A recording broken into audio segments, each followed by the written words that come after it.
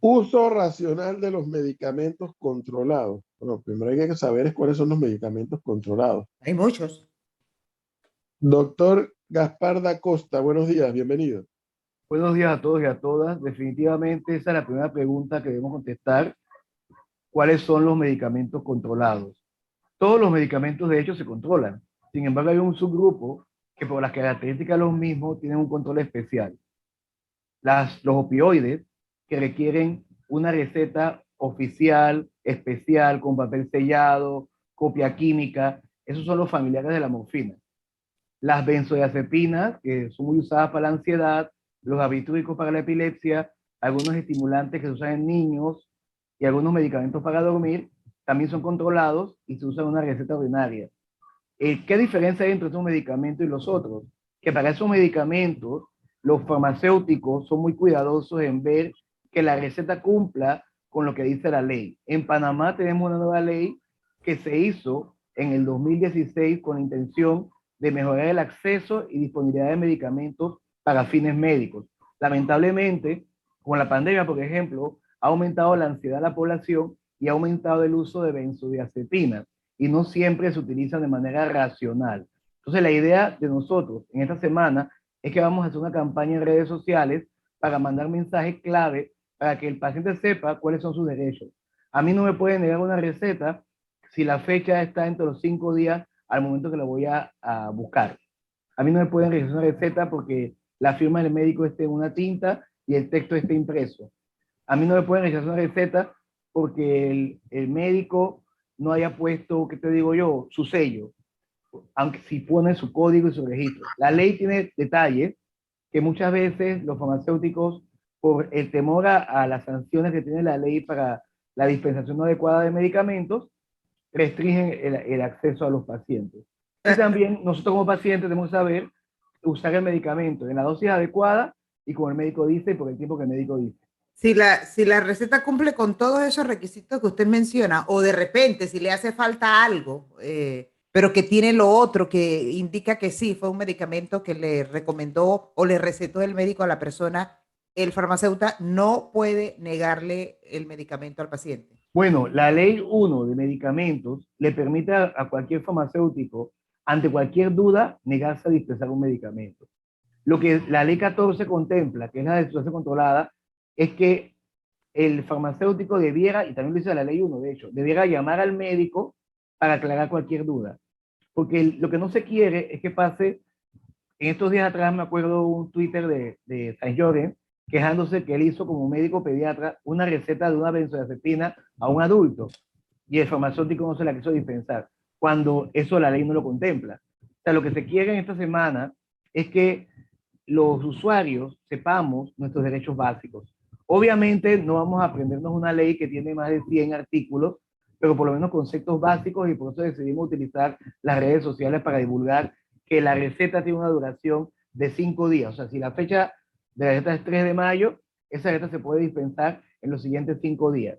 Que las recetas de sustancias controladas se pueden hacer despachos parciales. ¿Qué quiere decir eso? Yo tengo una receta de 30 tabletas de alprazolam, por decir algo, pero solo tengo dinero para comprar 5. Yo puedo ir a esa misma farmacia a retirar después, poco a poco, las que faltan durante el periodo de duración de la receta. Ahora, Tengo unos ejemplos. sí, doctor, una cosa es una receta de un medicamento controlado y otra cosa es una receta de un medicamento que a uno, por ejemplo, en la farmacia privada no te lo pueden vender si no llevas una receta. Son dos cosas diferentes. Ok, vamos a aclarar. Hay medicamentos que se pueden obtener sin receta. Por ejemplo, Sí, el acetaminofén. correcto. Inclusive se pueden adquirir en una tiendita. Hay medicamentos que se deben prescribir a través de una receta, por ejemplo, los antibióticos. Los antibióticos tienen un nivel de control, porque deben ser solo por receta. Los medicamentos que estamos hablando hoy son aquellos que por sus características pueden tener un uso recreacional, un uso no lícito, un uso con fines no médicos. Le voy a poner 5 ejemplos. Ejemplo 1, morfina. La morfina es un opioide, es para el manejo del dolor severo. La morfina, en otros países, hay personas que utilizan la metadona, incluso la morfina o el fentanilo para fines recreativos y pueden caer en dependencia. Ejemplo 2, las benzodiazepinas. Hablemos del alprazolam, diazepam, clonazepam. Ellas son para la ansiedad y otras indicaciones. Pero algunas personas comienzan a tomar una dosis y ellos mismos se automedican y van subiendo la dosis. Ese es un manejo no lícito. Ejemplo 3, la metilfenidato. El metilfenidato es un medicamento para ayudar a la atención, muy utilizado en niños con déficit de atención. A veces, algunos adultos lo utilizan como psicoestimulante, con fines no lícitos. Ejemplo 4, un medicamento para dormir. Realmente uno no debiera tomar medicamentos para dormir, pero en algunas circunstancias se prescriben, como el solpidem o la sopiclona. Algunas personas lo utilizan a dosis inadecuadas y por tiempo no adecuado. Ejemplo 5, el fenobarbital, que es un barbitúrico utilizado para la epilepsia. Entonces, este medicamento tiene efectos sedantes. Hay personas que lo han utilizado inclusive con fines suicidas, de autolesiones. Entonces, debido a eso, existe una convención única que señala cuáles son los medicamentos de mayor riesgo a desvío para fines no lícitos, y existe otra convención sobre psicotrópicos de 72 con modificaciones, que lo que trata es de aquellas benzodiazepinas, barbitúricos y estimulantes. Entonces, en Panamá actualizamos la legislación en el 2016, pero ¿cuál es el problema que estamos teniendo? Que todavía en la mente de los farmacéuticos y de la población general está la ley anterior. O sea, la ley anterior, por ejemplo, la validez de la receta de un medicamento controlado era 3 días, ahora es 5. Y a pesar de eso, siguen las farmacias negándose a dar una receta cuando pasan los 3 días. Sí. Las recetas controladas se pueden hacer hasta por 15 días por todos los médicos para vía oral, y todavía hay farmacias que no la aceptan. Entonces, el usuario tiene que conocer sus derechos. Y la idea a través de estos mensajes, de esta campaña que inicia en el día de hoy, es por toda la semana, es ir a través de mensajes cortos y breves, logrando que la gente vaya comprendiendo, la gente me refiero a todos, pacientes, médicos, enfermeras y farmacéuticos, cuál es el uso racional y debido de la sustancia controlada. Doctor Gaspar, el fentanilo definitivamente, como usted lo mencionó, es un medicamento que le ha costado la vida, tal vez en Panamá no, en Estados Unidos, a las grandes celebridades como el cantante, el rey del pop, Michael Jackson. Sin embargo, por ejemplo, ¿qué cantidad de población en Panamá utiliza medicamentos controlados en el nivel de que estamos hablando? Y regularmente es la familia la que hay un, como un mecanismo de que la familia supervise el uso de este medicamento, ¿o no? O estamos hablando de medicamentos fuertes, uno para la morfina, el otro para tratar de controlar temas de ansiedad, temas de enfermedades de tipo de salud mental. Bien, es muy buena su pregunta. Yo coordino el Programa Nacional de Cuidados Paliativos, y para el año 2021, la cohorte de pacientes atendidos en este programa, que el programa de cuidado paliativo atiende personas con enfermedades avanzadas, por lo cual utilizan medicamentos para el dolor. La cohorte ronda los 5.000 panameños. Minutos atrás yo señalaba que en Panamá no tenemos tantos problemas con los opioides. Realmente el paciente y la familia tienen un rechazo al uso de opioides por el miedo a la adicción. Entonces, en nuestra realidad, el problema es lograr que lo utilicen. Nuestro reto es que el paciente acepte el opioide. Sin embargo, en Panamá sí tenemos un problema con los ansiolíticos, aquellos medicamentos para la ansiedad, las benzodiazepinas, que uno escucha comentarios, y voy a hacer el comentario con un nombre comercial, porque así lo dice la gente: un tafilazo, tómate un tafilazo, porque la gente piensa que el uso de alprazolam y otras moléculas para la ansiedad es inocuo. En todos los medicamentos a la dosis adecuada son buenos, porque esos son medicamentos, pero todos los medicamentos tienen una dosis letal. Paracelso decía que todo es veneno, nada es veneno, todo es cuestión de la dosis. Entonces, el mensaje de esta semana es, por un lado, mejorar el acceso a opioides. En Panamá tenemos fentanilo, sí, tenemos oxicodona, sí. El fentanilo que más se utiliza es en parches, y los parches están diseñados para que no se puedan desviar para fines no lícitos. La oxicodona que tenemos son unas tabletas que, si tú tratas de destruirlas, ellas no pueden usarse con otros fines, porque esos son protecciones farmacéuticas que están diseñadas para evitar el desvío para fines no lícitos. Sí pudiera haber un desvío, por ejemplo, de la morfina en tabletas o la morfina en ampolla, pero la familia tiene mucho respeto por los medicamentos controlados. Realmente en Panamá, a la fecha, en nacionales, quiero decir nacionales, porque a veces tenemos personas de otros países que vienen con el hábito de usar opioides con fines no lícitos. Pero en Panamá, ¿sabe cuál es el riesgo? Las benzodiazepinas, no me cansaré de repetirlo, porque las personas usan la benzodiazepina para quitarse el dolor. Y con la pandemia aumenta, el dolor emocional me refiero, con la pandemia ha aumentado la ansiedad. y al aumentar la ansiedad, la gente lo que quiere es quitarse la ansiedad de un solo tajo.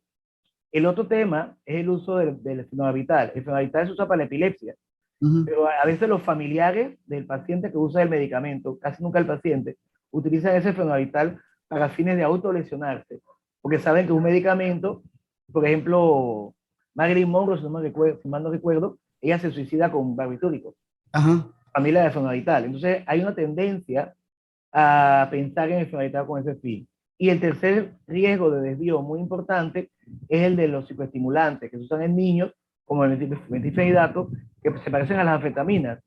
Entonces la gente lo utiliza para estimularse. El tema aquí es que la necesidad de control a veces ha condicionado que cuando tú quieres usar ese medicamento con fines lícitos, el farmacéutico, el médico, tengan miedo a prescribírtelo, miedo a dispensártelo y miedo a las sanciones legales si no cumple con lo que la ley actual señala.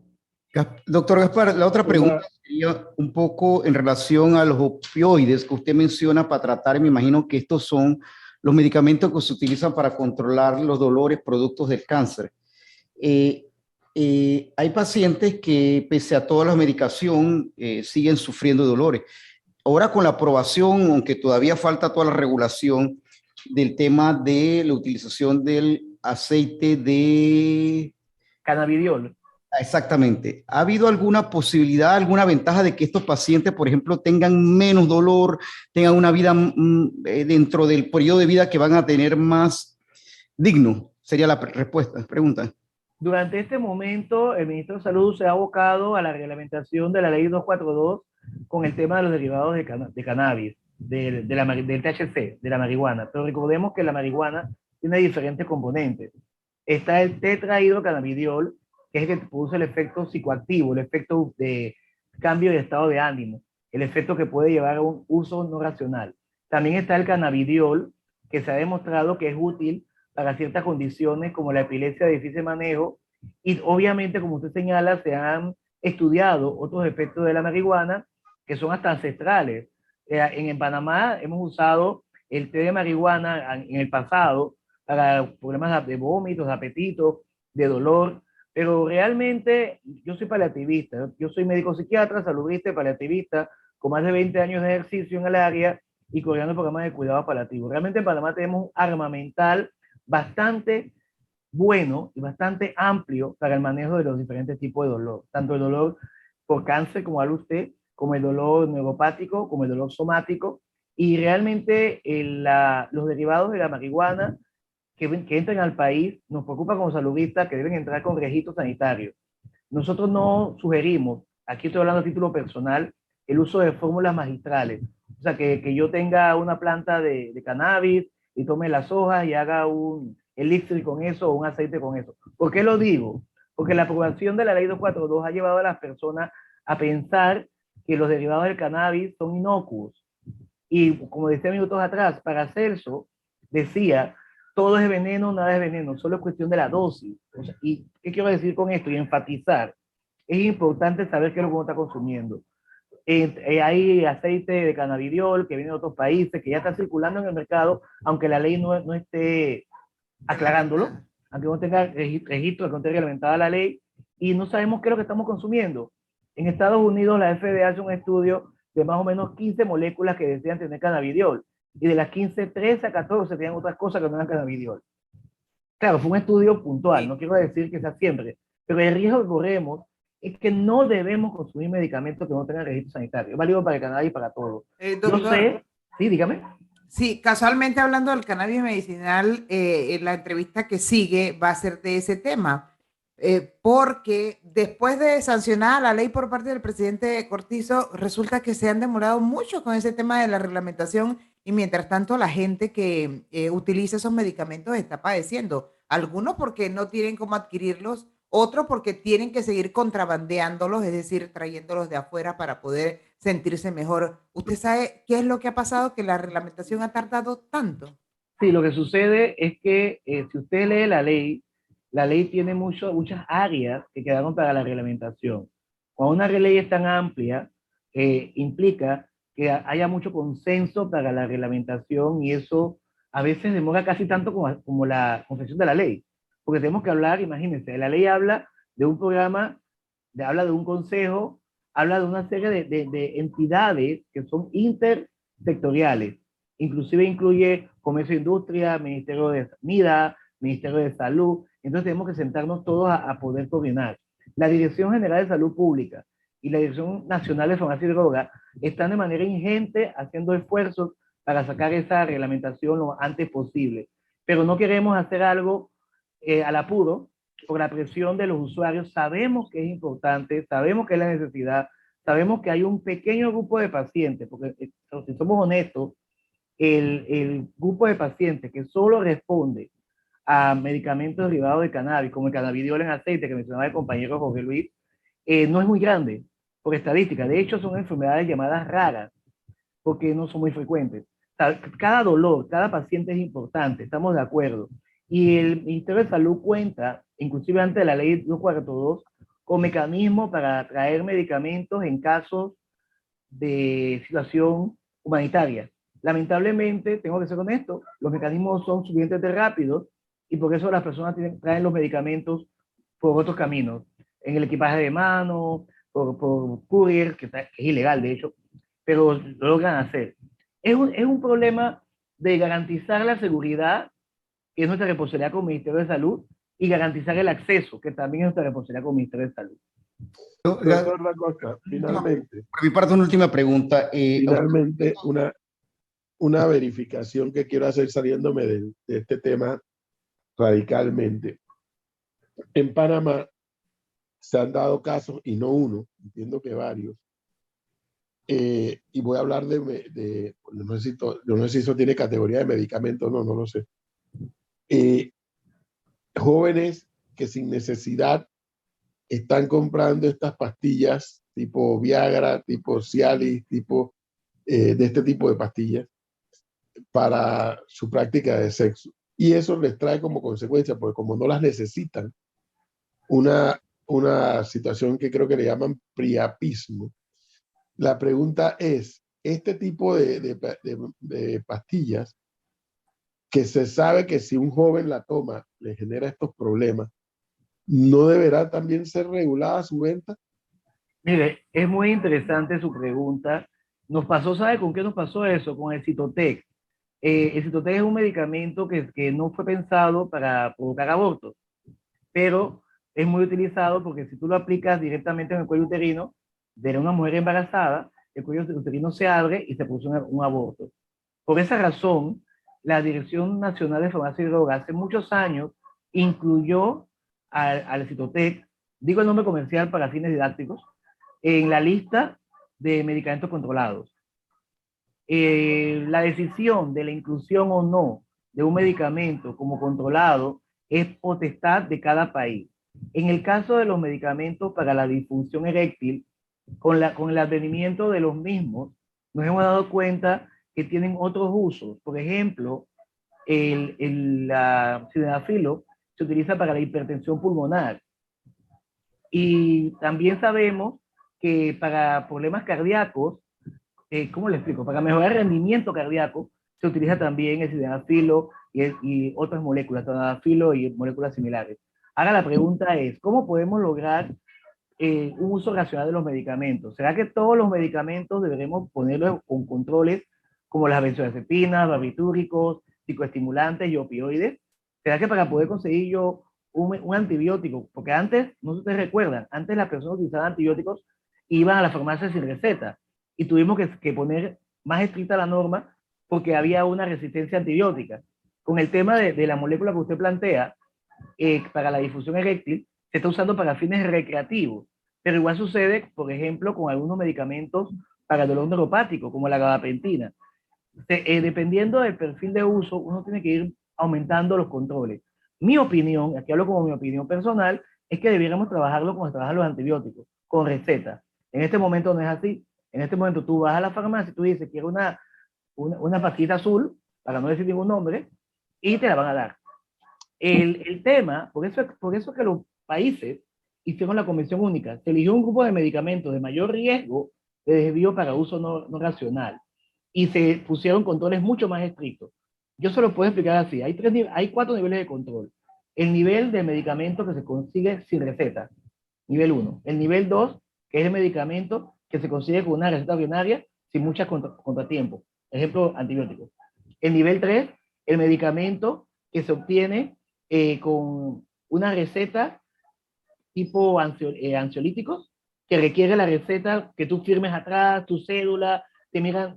A veces los pacientes me dicen, doctor, me siento un delincuente, porque el farmacéutico me mira la receta por delante, por detrás, coteja mi firma con la cédula, me pregunta por qué pedí el medicamento. Ese es el nivel de las benzodiazepinas. Hay un nivel superior, que es el nivel de los opioides, que ahí es más complicado porque la receta viene como una chequera y se le da a cada médico. Entonces el médico tiene un control de la receta, unas copias, farmacéutico lo revisa, si la firma no coincide, si algo está mal, farmacéutico va a llamar al médico. Hay un nivel superior todavía, que son aquellos medicamentos que solo llegan al país por pedido especial, para pacientes especiales. Entonces, ¿en qué nivel colocaríamos la Viagra? Yo creo que se debería ir, en mi opinión, en el nivel que están los antibióticos, con receta. Doctor Gaspar, la pregunta del profesor Cabrera me lleva a una pregunta relacionada ahora que usted narra todo esto, y es, ¿qué pasa cuando el medicamento está restringido? Por ejemplo, el tema de los antibióticos y otros temas más, y pudiéramos incluir aquí los medicamentos para la difusión eréctil, pero yo los puedo adquirir vía internet.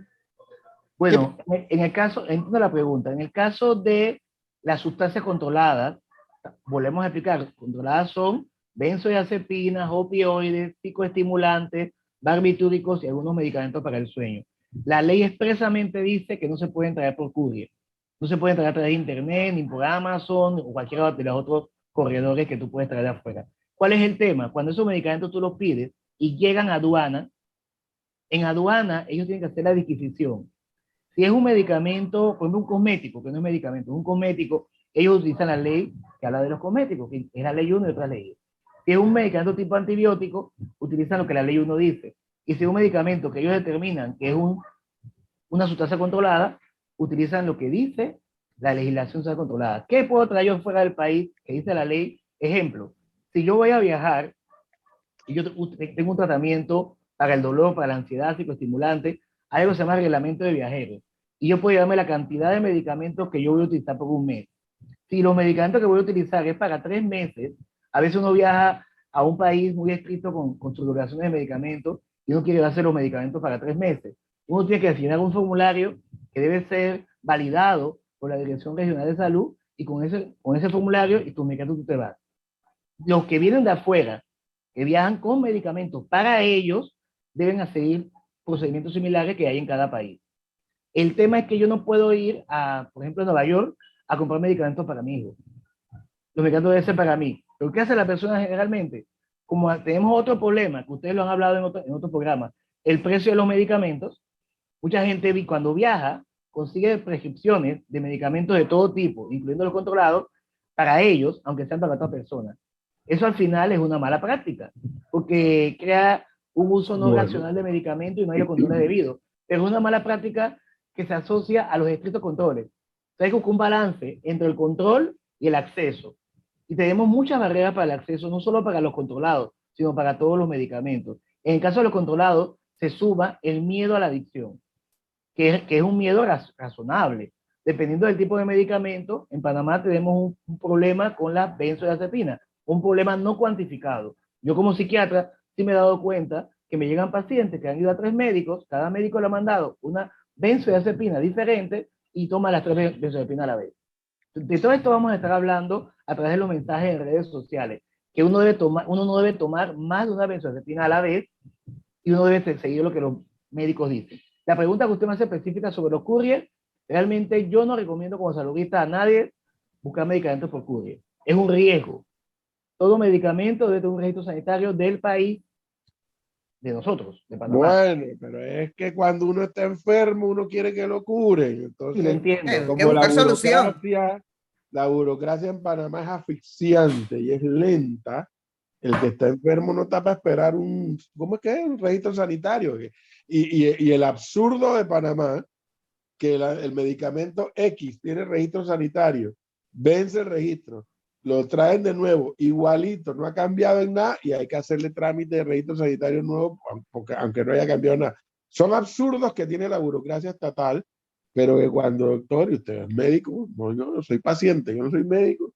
Cuando uno está enfermo, uno lo que quiere es que lo cure y no tiene nada que ver con la burocracia, ni con certificado de salud, ni que no, quiero que me cures. Y si la cura es algo que no está regulado en la ley, no me importa, pues yo lo que quiero es que me cure. Y eso es lo que aparentemente en el MINSA nunca terminan de entender en estos trámites burocráticos lentos que tenemos en Panamá, pero bueno, con esa realidad tenemos que vivir. Doctor Hay una Da Costa, realidad, muchísimas gracias. hay una realidad, antes de terminar la entrevista, que quiero también aclarar, toda moneda tiene dos caras. O sea, nos preocupa mucho el acceso al medicamento para el sufrimiento del paciente, estamos de acuerdo. Pero la otra cara es, si el medicamento no es seguro y el paciente lo utiliza, hay un evento adverso, tenemos una responsabilidad también. Recientemente vimos el caso de los nonatos, antes tuvimos el etilenglicol, hemos visto medicamentos falsificados que han llegado al país. Entonces, es difícil. Yo como funcionario del Ministerio de Salud tengo que reconocer que nuestros mecanismos de control son lentos, lo reconozco, hago mi culpa como saludista, pero también velo como saludista por la seguridad de los pacientes. Le pido a todos que estén atentos a las redes sociales. Esta semana estaremos hablando de cuáles son nuestros derechos para poder tener un mejor acceso a sustancias controladas. Muchas gracias por permitirme este espacio para compartir. Gracias a usted, doctor Da Costa, muy amable. Luego. 8:37 minutos. ¿Qué va a hacer? Vamos rápidamente al cambio para seguir con más entrevistas.